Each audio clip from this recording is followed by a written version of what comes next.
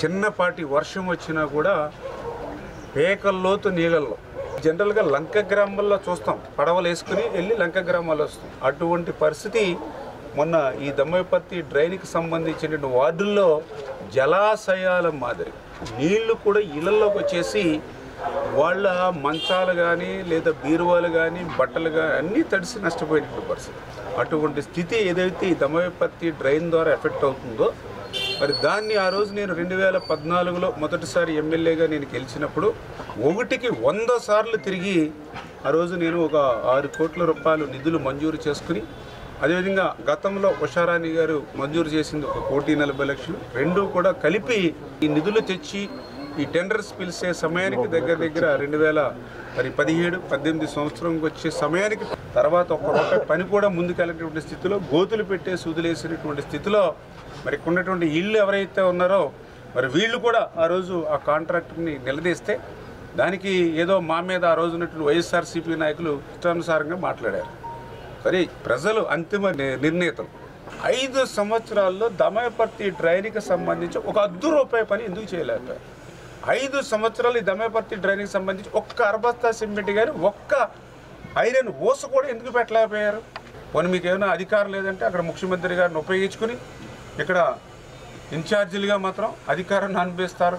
ఎందుకు దమ్మపర్తి డ్రైన్ మీద ఎందుకు అధికారాన్ని అనుభవించలేదు అంటే ప్రజలు కూడా అర్థం చేసుకుంటారు మీలాంటి వాళ్ళు. అందుకే మొన్న జరిగిన ఎన్నికల్లో 70,000 ఓట్ల మెజార్టీ ఇచ్చారు. అంటే మీరు చేసిన తప్పులు ఏవైతే ఉన్నాయో, మీరు చేసిన పాపాలు ఏవైతే ఉన్నాయో దేవుడు ఎట్లా రేపు శిక్షిస్తాడో ఇప్పుడే ప్రజలు కూడా మిమ్మల్ని శిక్షిస్తున్నటువంటి పరిస్థితి.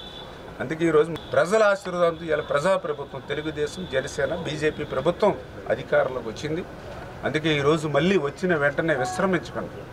తీరా చూస్తే ఆ 6 కోట్ల అదేవిధంగా 1,40,00,000 ఆ నిధుల గురించి చూస్తే 5 సంవత్సరాల్లో పనులు చేయకపోవడం వల్ల అవన్నీ కూడా క్యాన్సిల్ అయిపోయినటువంటి పరిస్థితి.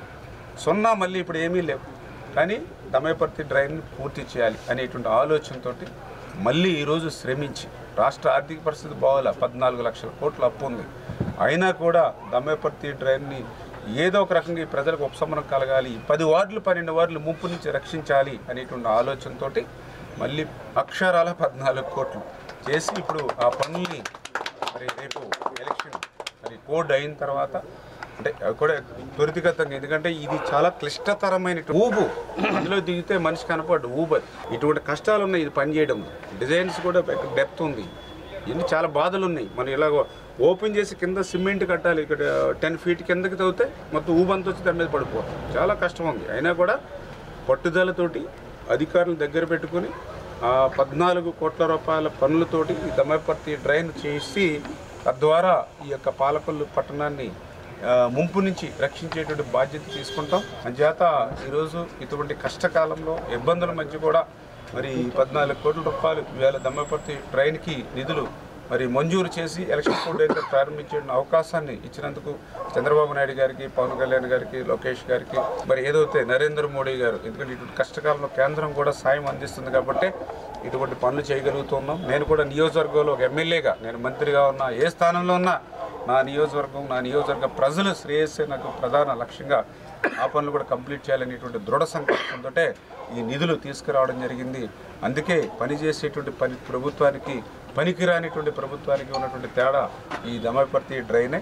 చేత దీని నిర్మాణంలో ఎన్నో సమస్యలు వస్తాయి, సవాళ్ళు వస్తాయి, అవన్నీ కూడా ఒక్కొక్కటి అధిగమించి పూర్తి చేయాలనేటువంటి సంకల్పంతో అయితే మేమందరం ఉన్నామని చెప్పి మీ ద్వారా తెలియజేసుకుంటాం. మరిన్ని వీడియోస్ కోసం ఛానల్ ని సబ్స్క్రైబ్ చేయండి. లేటెస్ట్ అప్డేట్స్ కోసం వాట్సాప్ ఛానల్ ని ఫాలో అవ్వండి. ఆ లింక్ డిస్క్రిప్షన్ లో ఉంది.